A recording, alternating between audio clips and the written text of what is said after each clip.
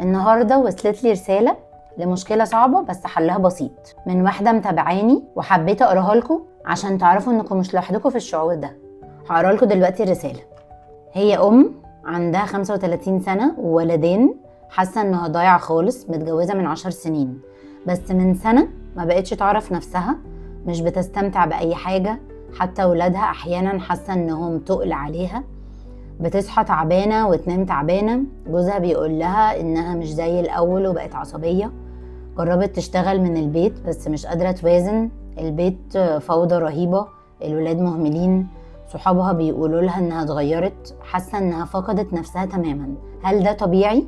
اول حاجه عايزه اقولها لك ان انت مش لوحدك، وان ده طبيعي جدا، وان بيحصل لامهات كتير، ودي حاجه اسمها المام بيرن اوت او ارهاق الامومه.